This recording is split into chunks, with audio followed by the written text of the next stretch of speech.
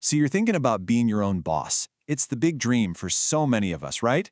But hold on, before you go and write that resignation letter, let's just take a breath and do a quick reality check. We're about to run through a really practical self-assessment to see if you're truly built for what is, let's be honest, an absolute roller coaster. You ready? Let's dive in. First things first, we have to shatter a pretty big myth. You know the one? We see this dream of working from a hammock somewhere with money just pouring in. But the day-to-day reality?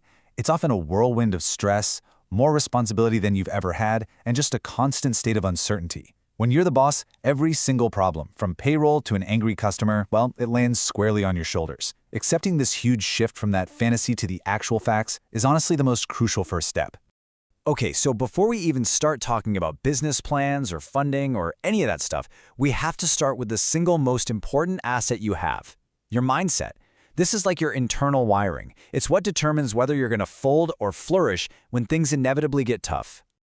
I really want you to think about this question for a second. How do you actually react when you don't have all the answers, when the path forward is, well, foggy? Because here's the truth. Most businesses don't fail because the idea was bad. Nope. They often fail because the owner just couldn't emotionally handle the constant state of not knowing what's going to happen next. Your resilience, that is your bedrock. And that gets to the heart of what handling risk really means. See, it's not about being some reckless gambler throwing dice. It's about being a calculated risk taker. It's about having the nerve to make a call with only, say, 70% of the information you wish you had.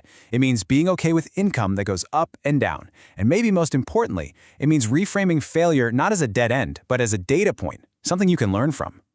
This right here, this might be the most important job title you'll ever have. As an entrepreneur, you are your own boss, and you have to be a pretty tough one.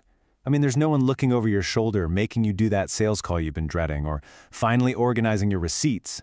If you struggle with procrastination, this is exactly where a business lives or dies.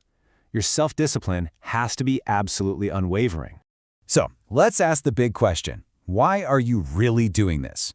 If your answer is something like, "Ugh, I hate my job," or "I just want to get rich," that's probably not going to be enough. Those motivations are like kindling. They burn out really fast. The real, long-lasting fuel comes from a deep, internal drive. We're talking about a burning need for independence, the ambition to build something that's yours, or just a genuine obsession with solving a problem you see in the world. That's the stuff that'll get you through those 2 a.m. crises. Okay, so we've got the right mindset as our foundation. Now, let's build on top of that with the essential skills you're going to need to run the business day to day. These are the practical, hands-on abilities you can and absolutely must develop. This right here highlights the #1 silent killer of small businesses: confusing profit with cash flow. You could have $1 million in profitable invoices on paper, but if your clients don't pay you for 90 days and your rent is due tomorrow, you're sunk. You have to remember this: profit is an opinion, but cash in the bank is a fact. Mastering this difference is non-negotiable. Honestly, being an entrepreneur is basically just being a professional problem solver. Problems aren't the exception to the job, they are the job. The key is all in how you approach them. Good entrepreneurs, they don't just complain.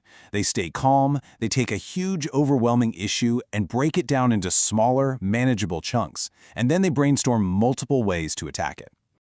I know, a lot of people hear the word sales and they just cringe. But here's the reality. As an entrepreneur, you are always selling. Always. You're selling your product to customers, sure, but you're also selling your vision to investors and your brand to the entire world. You don't need to be some slick, used car salesperson, but you absolutely must be able to communicate value with passion and learn how to handle rejection gracefully. The moment you think you've got it all figured out is the exact moment you start to lose. The market is always changing. Technology is always evolving, and what customers want shifts constantly. You have to be a learning machine, just constantly curious, open to new ideas, and humble enough to admit what you don't know. Your ability to learn quickly is a massive competitive advantage.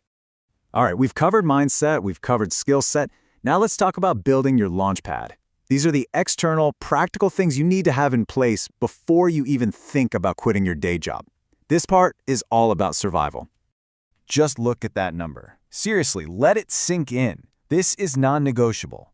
Having a financial cushion of at least 6 and up to 24 months of your personal living expenses saved up is your lifeline. It's what allows you to make smart, strategic decisions for your business instead of desperate decisions because you can't pay your mortgage. This buffer buys you time, and just as importantly, it buys you peace of mind.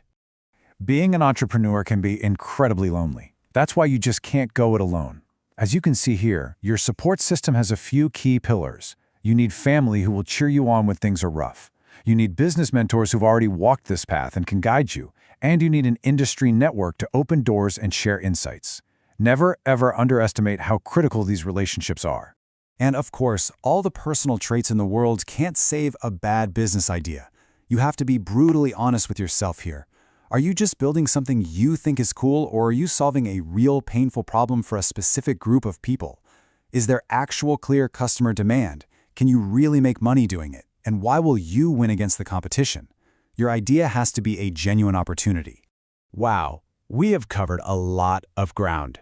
We've talked mindset, skills, preparation, the whole shebang. Now, it's time to put it all together. This is the moment of truth, a really simple test to see where you stand right now.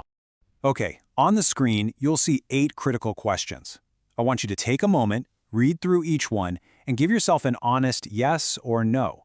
They cover everything we've just talked about: your comfort with risk, your self-discipline, your resilience, and your practical prep.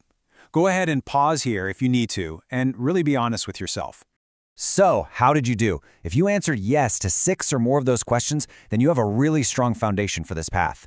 If you had fewer, don't worry about it. This isn't a pass-fail test. Think of it as a roadmap, highlighting the specific areas you can work on to build up your entrepreneurial muscles before you take the big leap.